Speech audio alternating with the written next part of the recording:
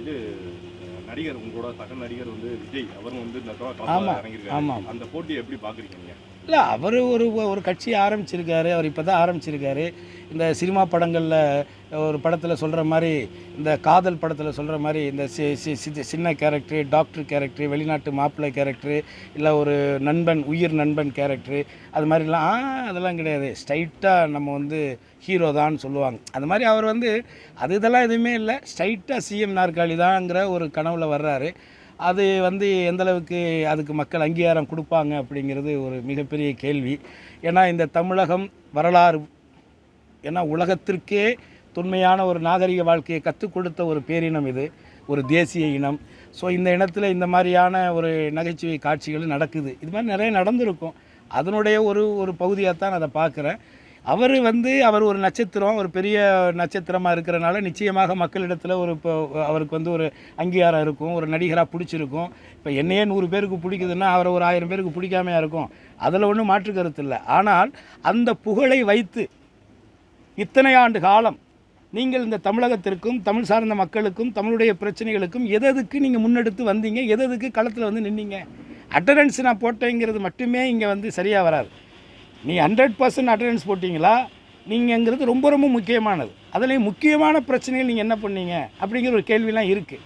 இது வரைக்கும் நான் வெளிப்படையாகவே கேட்குறேன். இத்தனை ஆண்டு காலம் 33 34 வருஷம் சினிமாவில் இருந்த நீங்கள் வந்து எங்கேயாவது உங்களை எனக்கு விஜய்னு தான் தெரியும். தமிழிசை மாதிரி ஹெச் ராஜா மாதிரியான ஆட்கள் தான் உங்களை வந்து மத ரீதியாக உங்களை தனிமைப்படுத்துவதற்காக ஜோசப் விஜய்னு சொல்லிகிட்டு இருந்தாங்க. ஆனால் இன்றைக்கி நீங்கள் தேர்தல்னு வந்ததுக்கு பிறகு நீங்கள் ஜோசப் விஜய்னு உங்களை அடையாளப்படுத்துகிறீங்க. அப்போ உங்களுடைய நோக்கம் என்னவாக இருக்குது? எவ்வளோ குறுகிய சிந்தனையாக இருக்குது? இத்தனை ஆண்டு காலம் மத ரீதியாக அடையாளப்படுத்தி கொள்ளாத நடிகர் விஜய் இன்றைக்கு தன்னை ஒரு கிறிஸ்துவராக அடையாளப்படுத்துவதனுடைய உள்நோக்கம் என்னங்கிற கேள்வி மக்கள் கேட்குறாங்கல்ல. அப்போ அந்த மக்களுடைய வாக்குகளை பெறுவதற்காக நீங்கள் இப்படி சொல்கிறீங்களான்னு கேட்குறாங்க மக்கள். அப்போ அதே மக்கள் என்ன கேட்குறாங்க? இத்தனை ஆண்டு காலங்களாக இருந்த நீங்கள் ஒரு நாளாவது இந்த கிறிஸ்துவம் சார்ந்த மத நல்லிணக்க விழாக்கள்லையோ, இல்லை ஏதாவது ஒரு வழிபாட்டு தலத்திலேயோ, இல்லை ஏதாவது ஒரு பண்டிகை காலங்கள்லையோ அந்த மக்களுக்கு ஏதாவது ஒரு வாழ்த்துக்களை சொல்லியிருக்கீங்களா? இல்லை அந்த மக்களோடாவது நீங்கள் எங்கேயா நின்றுருக்கீங்களான்னு ஒரு கேள்வி கேட்குறாங்க. அதே மக்கள் என்ன கேட்குறாங்கன்னா, சரி இப்போ இவர் ஜோசப் விஜய்னு தன்னை அடையாளம் காட்டுறாரு. அவங்களுடைய அப்பா சந்திரசேகர் இயக்குனர் வந்து கொஞ்ச நாளைக்கு முன்னாடி தான் நான் தாய் மதத்துக்கு திரும்பி விட்டேன்னு வேற சொல்லியிருக்கிறாரு. இது என்ன அவங்களுக்குள்ளே அவங்க அப்பா ஒரு மதம் பையன் ஒரு மதம்னு பயங்கர குழப்பமாக இருக்கே. அப்போ பாஜக செய்யக்கூடிய மத அரசியலை விட மோசமான அரசியலாக இது இருக்குதே அப்படிங்கிற கேள்வியை மக்கள் கேட்குறாங்க. அந்த மக்களுக்கு நான் பதில் சொல்ல முடியாது. அவர் சார்பாக அவர் தான் பதில் சொல்லணும். அவர் தான் அதுக்கு பதில் சொல்லணும். முதல்வரும் போயிருக்காரு, அதே டயத்தில் விஜயும் போயிருக்காரு அடுத்த நாள். ஆனால் முதல்வரை காட்டிலும் விஜய்க்கு வந்து அதிகமான கூட்டம் ஏற்பட்டால் நிறையா செய்தித்தாள் எல்லாம் போட்டிருக்காங்க. அது மட்டும் இல்லை, குளத்தூர் பிரச்சாரத்துக்கு போகும்போது ஆம்புலன்ஸ் உள்ளே விட்டாங்க, இடையூறு பண்ணாங்க. திமுக வந்து பிரச்சாரம் நடைபெறாமல் இடையூறு பண்ணாங்க. விஜய் அதனால் போயிட்டோம்னு சொல்கிறாங்க. ஒரு குற்றச்சாட்டு, கூட்டம் குறைவு கம்மி. அதை எப்படி பார்க்குறீங்க? அதாவதுங்க, பலாப்பழம் வச்சிங்கன்னா ஈ மொக்கத்தான் செய்யும். பலாப்பழத்தை ரோட்டில் வச்சிங்கன்னா ஈ மொக்கத்தான் செய்யும். அதே நீங்கள் ஒரு கண்ணாடி கூண்டுக்குள்ளே வச்சிங்கன்னா ஈ வெளியில் தான் நிற்கும். புரியுதுங்களா? ஒரு நடிகர்னால் வேடிக்கை பார்க்க 4 பேர் வரத்தான் செய்வோம். என்ன அது மக்களுடைய இயல்பு. அதனால் மக்களை குறை சொல்ல முடியுமா? இப்போ கேரளாவில் பார்த்துக்கிட்டிங்கன்னா பக்கத்து மாநிலம் கேரளாவில் ஒரு நடிகர் போவாங்க, நடிகை போவாங்க, பார்ப்பாங்க. ஹலோ ஹாய் எங்கண்ணே ஹலோ கண்டு அந்த படம் இவ்வளோதான். இங்கே சாகுறான், பைக்கில் போய் விழுகிறான், கூட்டத்தில் நெரிசலில் சாகுறான்.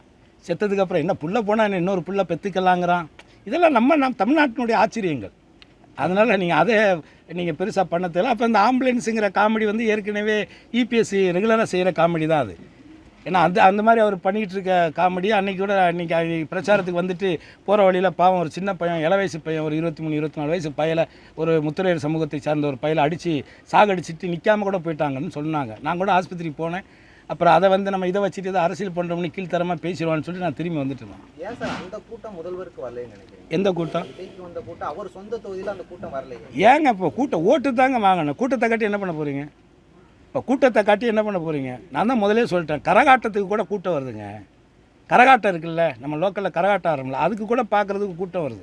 அப்போ அந்த கரகாட்டத்தில் ஃபேமஸாக இருக்கக்கூடிய நடனமாடக்கூடிய அந்த பெண்களை பார்க்க இவ்வளோ கூட்டம் வரும்போது, அதே இடத்துல நீங்கள் சொல்கிற ஒரு நடிகை நல்ல உச்சத்தில் இருக்கக்கூடிய நடிகை வந்து அதே கரகாட்டத்தை வந்து அங்கே ஆடினாங்கன்னா அதுக்கு எவ்வளோ கூட்டம் வரும்?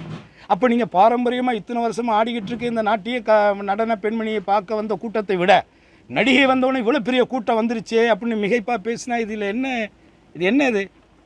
அதெல்லாம் இப்போ பிறந்தல்லைங்க. நடிகைனா பார்க்க கூட்டம் வரத்தான் செய்யும். அது ஓட்டாக மாறுதாங்கிறதா இங்கே முக்கியமான கேள்வி.